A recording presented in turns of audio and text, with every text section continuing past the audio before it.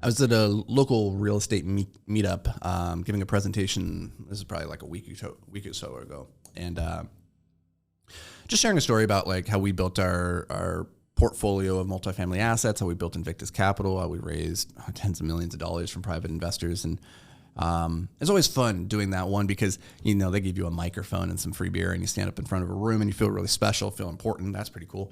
But that is also really neat because you get to see people at different points in their journey. A lot of people coming into those types of free real estate meetup events, they're at the beginning. They don't know a lot yet. Like they're just starting to realize like the light bulb is going off and saying, oh my God, real estate is this avenue that could fundamentally change the trajectory of my life. It's a business, it's an investment. Like, yes, this is what I want to do. It's really cool seeing people at that place because, you know, it's been almost a decade at this point for me from when I got into real estate. Actually, yeah, about that. And so you become distant from, you know, as you're going along the journey, you start to associate and hang out more and more with people who are like around where you are. And you start to lose sight of like, oh yeah, people at the beginning, like, man, they don't know much yet, but it's a whole new wide open pasture. It's both terrifying and exciting beyond all belief. And they don't know yet just how close they are to achieving the goals, but then also simultaneously the paradox that they are very far still from achieving the goal. So they don't know what they don't know yet. So I love having conversations with those guys and gals because it's just a lot of fun. It's just a lot of fun. Well, in particular, at this event, a guy came up to us after the event, and we're just having a conversation, and he asked a question about something that we talk about all the time, Dan and I, which is Dan is my partner at Invictus Capital. For those who do not know, I'm just kind of throwing out names here. We talk about this quote from Naval Ravikant, one of the best pieces of advice that we've ever seen. It's I think Dan's actual favorite piece. It's not my favorite piece, but it's a really good one. He always says, play long-term games with long-term people. And I think it's just fantastic advice because if you want to succeed in real estate, it's not a get-rich-quick thing. It's the best get-rich-slowly but surely plan out there.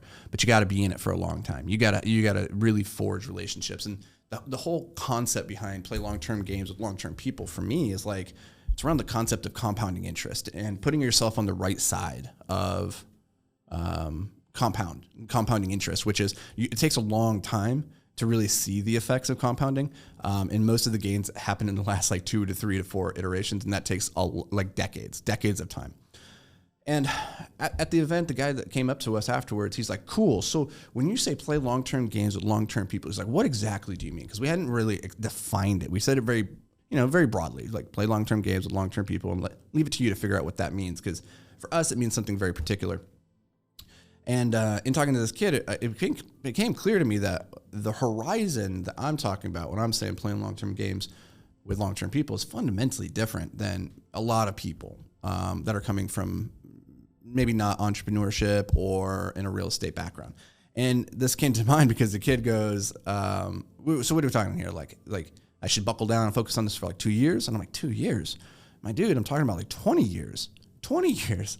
And I posed this question to him, and it's interesting. I've posed this question multiple times to multiple people, and it always gets like the same reaction, which is, if I could guarantee that I can make you a millionaire this time next year, all you have to do is dedicate your year to me. Like, you do exactly what I tell you, whenever I tell you for the next year, I can make you a millionaire. Would you do that? Would you sign up for that game plan? And he's like, heck yeah, sign me up. I'm like, okay, what if I said the same thing, but it's going to take 2 years? And he's like, yeah, just do it. I was like, okay, cool. 3 years? He's like, yep, definitely. And I said, okay, awesome. What about 5? He's like, slight pause. And he's like, and I was like, that right there. That's what I mean by play long-term games. Like, you're playing on too short of a time frame. Like, you're 22 years old. Like, this kid was just out of college. He's thinking about going to get his real estate license. And I was like, if I could guarantee that you're going to be a millionaire in 5 years, like by the time you're 27 years old, before you're 30, if you could be a millionaire, I could guarantee that all you have to do is dedicate the next 5 years to whatever I tell you to, like, whatever I'm telling you, and you work your ass off to do it. And suddenly it was like, I'm not sure I'm willing to give up that much time, because in what happens is you think, well, maybe I can do it quicker. Like, maybe it won't take 5 years. I could do it on my own. And it's like, what ends up, and it's ridiculous, because like, man, 27 years old, a millionaire, like, that would be ridiculous. I wasn't even a millionaire at that point. Like, it took me until I was about 33, 34, probably, to cross the $1 million mark. And what I was telling the kid, it was so fascinating. I was like, dude, listen, like, if it took a decade and you were a millionaire by the time you were 32, you would still be so far ahead of the curve. All you'd have to do is like give up a decade if you were willing to do that. And what's interesting about the compounding interest is that, it might take a decade to do the first million, but what ends up happening is the second million only takes like 5 years, and the third million takes 2 years, and the fourth million takes 1 year.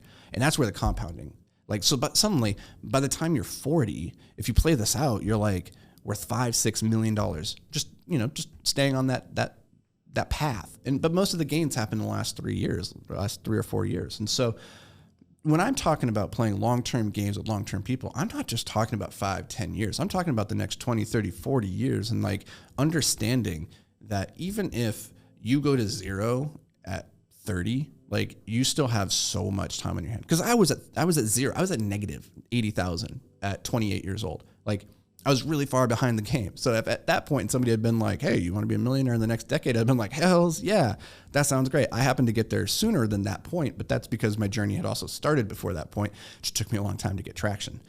So that's what I mean when I say like play long-term games with long-term people that like you're willing to play with for the next 50 years. Like Naval also says, if you can't imagine yourself working with somebody for the rest of your life, then don't work a day with them. Like don't work a day with somebody that you would not work your life with. And I think that's a pretty good rule. Like when you're young, you don't necessarily have that control. You don't know who those people are going to be.